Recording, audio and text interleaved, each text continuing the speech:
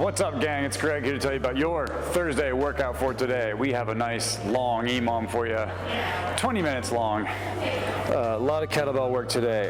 We may need to partner up and switch around or do stations or something, depending on how many people are in class with this one. This is going to be good though.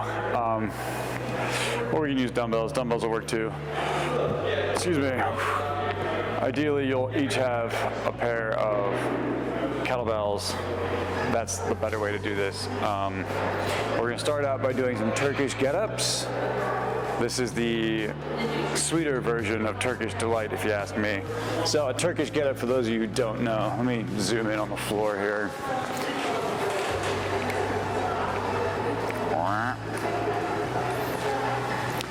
All right, there are several steps to the Turkish get-up. The first and most important one is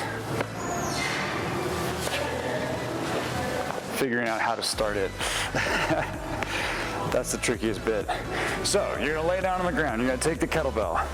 You're gonna push it up into the air with one arm. Whichever arm is holding the kettlebell, that leg is going to bend and plant firmly on the ground. Make sure you keep that nice and vertical, supporting the kettlebell.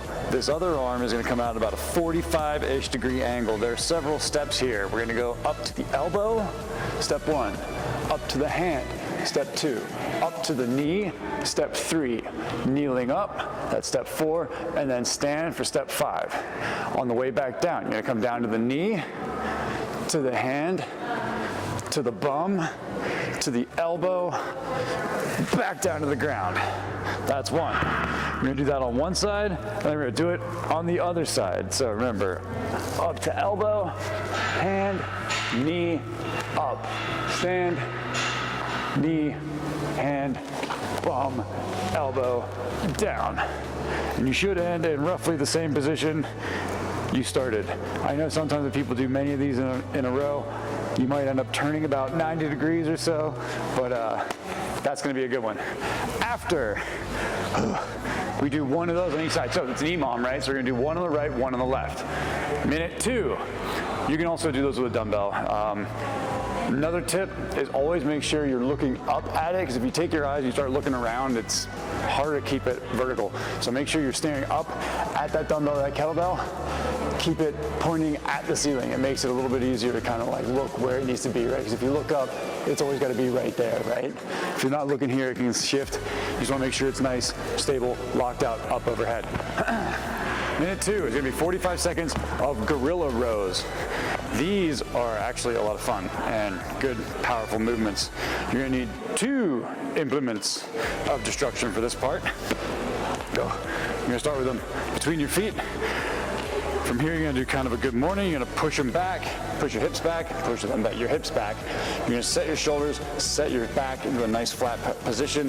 What I like to do is push into this one with my left hand, pull with my right arm, set it back down. Make sure it's set back down and it's stationary and it's not going to like wobble and roll around. Make sure you got a good solid planting. Then I'm going to push into that one with my right arm, pull with the left. And you're going to do this for 45 seconds. Oh, that's going to be awesome.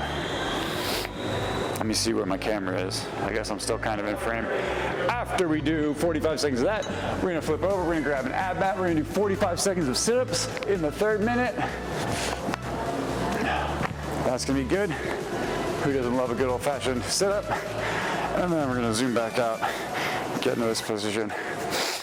And then the last 4th minute is going to be a double kettlebell or dumbbell front rack hold.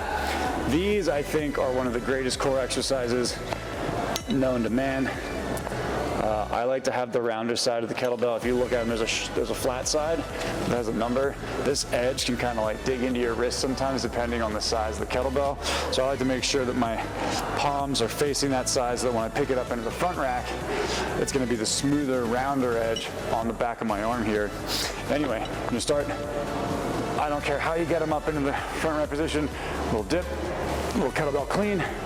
Bring those babies in front of you and kick those elbows up if you can. Holding like this is okay. It's easier to breathe if your elbows are up. It also makes it a little bit more difficult to hold, but that's the point, right? So we're gonna hold it for a minute. So you're gonna have your hands close together, elbows up. If you wanna make it a little bit harder, try and lean forward, put a little bit extra weight on your toes. What that's gonna do is make you work a lot harder, stabilize the core while you're holding it. You're just gonna stand there and ignore the clock. And then after a minute's over, you're gonna put it down, you're gonna take a rest. We're gonna start cycle 2 with the Turkish get-ups, the gorilla rows, and then more sit-ups, and then another double rack hold. That is gonna be a hell of a lot of fun. I will see you guys in class that morning for sure. We'll see you there.